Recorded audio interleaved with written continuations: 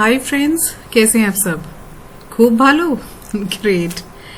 अच्छा, एक बात बताओ, आप में से बहुत से मैरिड होंगे, कुछ ने किसी ना किसी की शादी की शॉपिंग जरूर की होगी, और कहीं ना कहीं कैसे भी अपने घर में शादी वादी का माहौल बनता है तो शॉपिंग तो डेफिनेटली होती होती है। कैसे की आप सब लोगों ने शॉपिंग?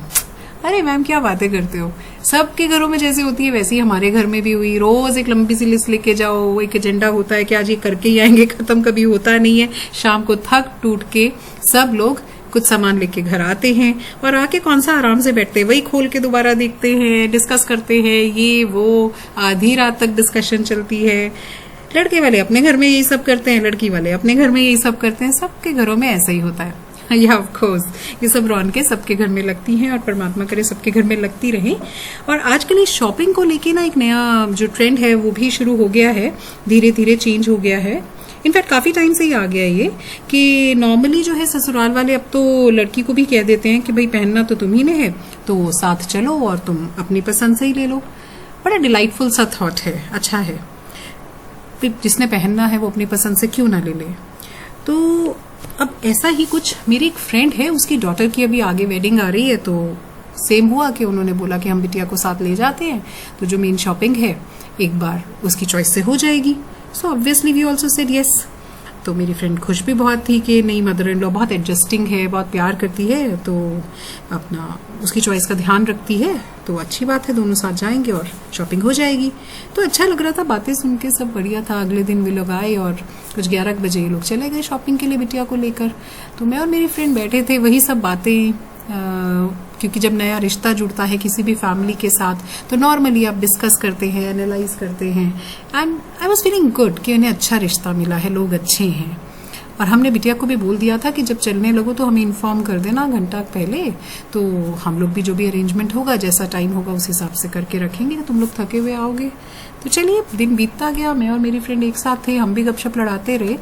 एंड बाय 5 o'clock जो बिटिया है वो वापस आ गई और हमने पूछा बाकी सब कहाँ हैं, तो उसने बोला कि बाकी तो चले गए। हमें लगा चले गए मतलब उसका मूड हमें कुछ बहुत ज्यादा अच्छा नहीं लगा। इनफैक्ट शी वाज फ्यूरियस और धीरे धीरे बस कुछ रोने सा भी लगी। तो हमने कहा क्या हुआ, व्हाट हैपेंड? तो कुछ नहीं। मैं बताएगी तो सही कुछ क्या हुआ। She was like, mamma we really need to give it a thought, really हमें यहाँ शादी करनी भी चाहिए कि नहीं करनी चाहिए। आपको पता है मम्मा, वो मेरी मदर इन लॉ वो जैसी दिखती है ना वो वैसी बिल्कुल भी नहीं है, नॉट एट ऑल। सिर्फ बातों से लगता है कि शी इज ओपन माइंडेड, बिल्कुल भी वैसी नहीं है, नॉट एट ऑल। कुछ केयरिंग वेयरिंग नहीं है, आपको लग रहा है जो वो बहुत केयरिंग है। हमने कहा शांति से बता हुआ क्या है। मामा can you believe she was almost going to buy that blood red colour lehenga, वो भारी सा lehenga for my wedding day. मैंने उन्हें बोला कि मुझे अच्छा नहीं लग रहा है, मुझे सटल शेड्स अच्छे लगते हैं। मामा शी हैड 100 गुड रीजंस कि क्यों वही पहनना है। अच्छा ठीक है, हमें समझ में आया कि कुछ लहंगे के कलर को लेके इशू है, तो हमने कहा ठीक है मत पहनना, अभी लिया तो नहीं है ना, तो शांत हो जा, कोई बात नहीं, बात कर लेंगे, तुझे अच्छा नहीं लग रहा है।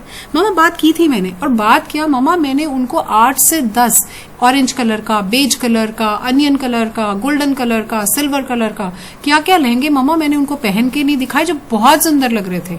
ऑलमोस्ट उनमें से 1-2 तो ऐसे थे बिल्कुल वैसे, वो जो मॉडल जिसकी इमेज मेरे माइंड में थी कि मैंने ऐसा वाला पहनना है, ऑलमोस्ट कॉपी पेस्ट उनको मैंने दिखाया वो फोटोग्राफ की, देखो कितनी सुंदर लग रही है। She was really not ready to listen. उनको वो फोटोग्राफ देखनी भी नहीं थी मामा, देखनी भी नहीं थी। मैंने कहा चलो उसकी फोटो नहीं देखनी, मैं तो पहन के दिखा रही हूँ, मुझ पे अच्छा लग रहा है। दे वर रियली नॉट इंटरेस्टेड। और आपको पता है जब लहंगे वाला नहीं हुआ ना तो कहते चलो लहंगे वाला बाद में कर लेंगे, और मुझे भी लगा कि क्यों बात को खींचना है, चलो टल रही है तो टलने दो। हमने कहा चलो ज्वेलर वाला काम कर लेते हैं। मामा she wants me to wear that 9 tola भारी सा सेट। मेरे को दुल्हन बनना है, उनका स्टेटस सिंबल बनना है, मुझे तो ये नहीं समझ में आ रही थी what is she trying to do. और वो मेरा फियांसे, ही सेज के कोई बात नहीं अभी तो ले ले, बाद में तोड़वा लेना। अरे जब मुझे पहनना ही नहीं है, जो ड्रेसअप मैं एज ए दुल्हन पहनना चाहती हूँ उसके साथ वो नहीं जाएगा। मेरा बिल्कुल डिफरेंट माइंडसेट है, जो चीज मुझे पहननी नहीं है मैं लूं क्यों उसको। She is really not adjusting mumma. और वो बिल्कुल मम्माज बॉय, आप देखते तो सही, उसने कहीं ये कहने की कोशिश नहीं की कि मम्मा एक बार सुन तो लो कि वो क्या कह रही है, अब वो फोटोग्राफ जो वो दिखा रही है देख तो लो, अच्छी लग रही है, वो भी ट्राई कर लेते हैं। कुछ नहीं कहा, उसको लगा जो मम्मी बोल रही है वो ठीक है, कोई बात नहीं, तो क्या हुआ, एक दिन के लिए तो कह रही है ना, ये पहन ले। मम्मा मैं नहीं करने वाली हूँ यहाँ शादी, नो नॉट एट ऑल। ना उसकी माँ मेरी सुनती है और ना वो सुनता है। मुझे आज पता चला फॉर द फर्स्ट टाइम कि अपनी मम्मा के सामने वो कैसा होता है। माय गॉड, मतलब मुझे तो घबराहट होनी शुरू हो गई कि ये क्या है। जो सुबह दिन भर हम बात कर रहे थे ना, उसका सब उलट पुलट हो चुका था। And my friend was also really worried कि यार ये गड़बड़ हो गई है, बहुत ज़्यादा गड़बड़ हो गई है। चलो हमने उसको बोला तू पानी वानी पी, शांत रहे। उसको हमने थोड़ा बहुत कहा, खाने पीने को दिया। मैं कहा तू रिलैक्स कर, सो जा, फिर देखते हैं क्या करना है। अभी एकदम तो कुछ होना नहीं है, तो it is better you relax. तो फिर मेरे को आ गए हम लोग बाहर, चाय वाय हमने भी पी। सही बताऊं तो एक बार को मुझे भी लगा कि यार सही तो है, दुल्हन तो इसे बनना है। She has her own dreams actually. मतलब एक फीलिंग होती है ना कि एक ही बार दुल्हन बनना है, मुझे ऐसे सजना है, ऐसे दिखना है, तो वो कहीं ना कहीं। पर फिर मुझे लगा आई एम श्योर कि इनके भी ड्रीम्स हैं, उनके भी ड्रीम्स होंगे। तो डेफिनेटली अगर मैं उसकी मदर इन लॉ से भी पूछूंगी, she would be having 100 good reasons कि क्यों वो चाहती है कि वो ऐसी दिखे। आई मीन उनके अपना एक माइंडसेट बैठा होगा कि मेरी बहू ऐसी दिखेगी, मेरी जो फ्रेंड्स आएंगी, सब कुछ वट एवर। वही बात हो जाती है कि सही गलत के पैरामीटर में जाएंगे तो कभी किसी सिचुएशन का हल थोड़ी मिलता है, क्योंकि जो किसी के लिए सही है वो दूसरे के लिए गलत है। मतलब मैंने एक बार, मुझे याद है, मैं किसी बुक में पढ़ रही थी या मैंने कहीं सुना था कि अगर एक टेररिस्ट भी एक वो करता है ना, तो उसके पास भी एक जेन्युइन गुड रीजन होता है। मतलब वर्स्ट केस कोई बता रहा था कि what do we mean by right and wrong. तो मैंने देखा कि टेररिस्ट के केस में भी उसके पास एक अच्छा रीजन होगा, लॉजिकल रीजन होगा कि क्यों वो टेररिस्ट है और टेररिस्ट होना सही है। मतलब वर्स्ट केसेस में भी सही और गलत की डेफिनेशंस जो हैं वो होती हैं, लॉजिक्स होते हैं। तो ये तो बहुत छोटी छोटी प्यारे प्यारे सपने हैं, हर एक के अपने ड्रीम्स हैं, लॉजिक्स हैं। अब सही और गलत में पढ़ेंगे तो हल नहीं निकलेगा, इसका मतलब ये बात तो क्लियर है। चलो एनीवेज, अब इतना क्लैश हो गया है, अब देखो कैसे सेटल डाउन होगा, कैसे ये शादी आगे होगी, कौन कैसे समझेगा। तो मैंने वैसे ही अपनी फ्रेंड से पूछा कि ये नॉर्मली हमेशा ही ऐसे इतना एडमेंट बिहेवियर देती है, या मतलब आज एक पर्टिकुलर चीज को लेके उसको बहुत ज्यादा, क्योंकि माइंडसेट बना हुआ है इसलिए उसको ऐसे लग रहा है कि नहीं मुझे तो यही करना है। कहते नहीं ऐसा नहीं है, हमने इतनी शॉपिंग की है, ऑलमोस्ट हमारी तो शॉपिंग खत्म होने वाली है, तो इतनी शॉपिंग हमने की है। हाँ, डिफरेंस ऑफ ओपिनियन आ जाता है कभी कभार, तो कभी कभार क्या आ भी जाता है। अब हम लोगों का टेस्ट अलग है, बच्चों का आजकल का टेस्ट अलग है, तो कभी हम समझा लेते हैं, कभी उसको समझ आ जाती है। मतलब मिक्स एंड मैच करके बन जाता है। ऐसा कुछ क्लैश वाली सिचुएशन कहती है आज तक नहीं आई है। मैंने कहा अच्छा चलो कोई बात नहीं, ये मतलब दिस टू शैल पास, हो जाएगा, ज़्यादा चिंता करने की ज़रूरत नहीं है। डिफरेंस ऑफ ओपिनियन है, आ जाता है। चल तू भी रेस्ट कर, फिर देखते हैं।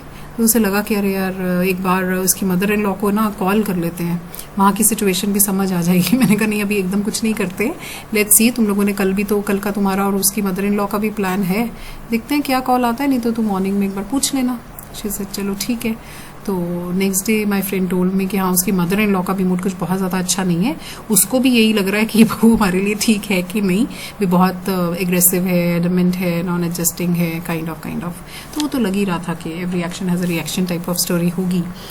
चलो वो तो अभी देखते हैं कैसे सेटल डाउन होगा। पर पिछली रात पूरा टाइम मेरे दिमाग में एक बात चलती रही कि ऐसा क्यों है कि ये लोग भी पूरी शादी की शॉपिंग कर रहे हैं, माँ बेटी भी।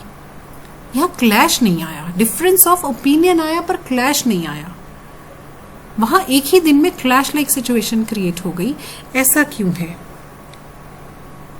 समझ में ये आया कि यहां पे जो रिश्ता बना उसमें एक्सेप्टेंस पहले आई। जब वो बिटिया पैदा हुई उसके लिए माँ को उसने बस माँ स्वीकार कर लिया। माँ ने बच्चे को अपना बच्चा स्वीकार कर लिया। उसके बाद धीरे धीरे जब वो बड़ी हुई समझ में आया कि वो एक अलग क्रिएचर है, वो डिफरेंट है। माँ ने कभी ये नहीं कहा बेटी को कि तू मुझे कॉपी कर, बेटी कभी ये नहीं सोचती है कि वाइस वर्सा होगा। तो वहां कहीं कट कॉपी पेस्ट वाली सिचुएशन नहीं है। Both of them agree they are different, but both of them reconcile their differences. और वो जो एक एक्सेप्टेंस का बहुत स्ट्रॉन्ग बॉन्ड डेवलप हो गया है, जो भी डिफरेंस ऑफ ओपिनियन है वो उसके अंडर रिकनसाइल हो जाता है, तो क्लैश में कन्वर्ट नहीं होता। That means acceptance came first, objection came later. तो उसी वजह से आज की डेट में भी सिचुएशन जो है वो अंडर कंट्रोल है। अब दोनों डिफरेंट हैं क्योंकि भगवान ने उन्हें डिफरेंट ही बनाया। क्या कोई दो बहनें एक जैसी होती हैं? कोई दो बच्चे कोई भी एक जैसे होते हैं? कभी भी नहीं होते। सृष्टि ने कभी कोई दो लोगों को एक जैसा बनाया ही नहीं है। ना सृष्टि की सोच ये थी कि सब लोग एक दूसरे को कॉपी करें। पर क्या जब एक बहू घर में आती है तब भी हम सेम प्रिंसिपल फॉलो करते हैं? क्या ऐसा होता है कि हम कहते हैं कि नहीं, एक्सेप्ट पहले करेंगे बाद में देखेंगे? अरे यार, बहू आती बाद में है, हम पहले से कहना शुरू कर देते हैं कि हमारे ये रीति रिवाज हैं, अब तुम्हें ये सब फॉलो करना है, ये चीज इस तरीके से करनी है, अपने घर में तुम जैसे भी करते थे ठीक है, हमारे यहाँ ऐसा ही होता है। यहां से शुरुआत होती है। और जो बहू है उसका भी माइंडसेट यही होता है कि मैं ऐसे करती हूँ, मैं ऐसे करती हूँ, मैं इस तरह से नहीं करती हूँ, मैं ये खाती हूँ और मैं ये इस तरीके से खाती हूँ। हमारे यहाँ तो ऐसा पकाते थे, आपके यहाँ अच्छा ऐसा करते होंगे, मेरा टेस्ट तो उस चीज के लिए डेवलप्ड है। तो क्या एक्सेप्टेंस पहले आई या ऑब्जेक्शंस पहले आ गए? ऑब्जेक्शंस पहले आ रहे हैं, एक्सेप्टेंस नहीं आई। कहीं ना कहीं कट कॉपी पेस्ट चाहते हैं हम। पॉसिबल है? आपने कभी सोचा है, हम पेट्स भी लेके आते हैं ना घर पे, पहले वाला होता है जो वो अलग तरीके का होता है, नया वाला होता है वो अलग तरीके का होता है, और हमें पता होता है कि ये हम दूसरा वाला लाए हैं इस बार, ये अलग है। वो पेट जब हमारे घर में आता है हम उसको स्वीकार कर लेते हैं जैसा वो है, और वो हमें मालिक स्वीकार कर लेता है। हम उसे प्यार से रुई से दूध पिलाते हैं, सब करते हैं, धीरे धीरे उसकी केयर करते हैं, वो थोड़ा बड़ा होता है, फिर हम उसको ट्रेन करते हैं कि नहीं करते? मान के करते हैं कि पिछले वाला जैसा नहीं, वो ट्रेन करते हुए हम ध्यान में रखते हैं कि ये एग्रेसिव वाला है, इसको ऐसे ही ट्रीट करना पड़ेगा। दो बच्चे जब घर में पैदा होते हैं तब भी हम मान के चलते हैं।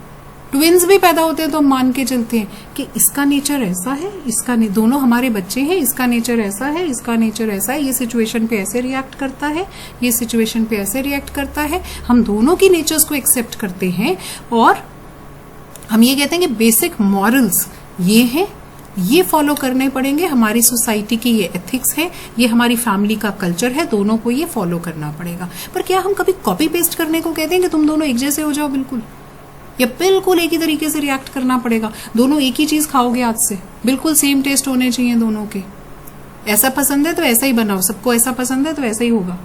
करते हैं क्या हम? नहीं करते। तो एक बहू सास के लिए और सास बहू के लिए ऐसा क्यों करती है कि कट कॉपी पेस्ट होना चाहिए? हो ही नहीं सकता, सृष्टि ने तुम्हें बनाया ही नहीं एक जैसा। Being different is okay, but accepting that difference and gradually reconciling is the key. First step, accept, then object. एक बहू अलग एनवायरनमेंट से आई है, धीरे धीरे ग्रूम हो जाएगी वो भी। सास ने सारा काम खत्म कर लिया जब बहू सो के उठी, पर सास ने कुछ नहीं बोला। उसने क्या समझा कि अरे यार, ये तो बिजनेस क्लास फैमिली से आई है, इसके घर में सब लोग लेट आते हैं शॉप बंद करके, फिर आके फ्रेश होते हैं, खाना वाना खाते हैं, इनको रात को 1-1:30 बज जाते हैं, उसके बाद भी गप्पे लड़ाते रहते हैं क्योंकि सुबह शॉप आराम से खुलनी है, देर में उठते हैं, फिर ऐसे ऐसे करते करते इनका तो दिन 10-11 बजे शुरू होता है। तो आराम आराम से चलता है, इसको वही हैबिट है। अभी कहाँ एकदम हैबिट थोड़ी चेंज होती है। अब बहू भी देख रही है कि अरे यार आज फिर उठी, सब निपट गया, आधे लोग तो घर से जा ही चुके, ठीक है, तो उसको भी लगता है हो मैं तो इससे भी नहीं मिल पाई, उससे भी नहीं मिल पाई, वो तो सब चले गए।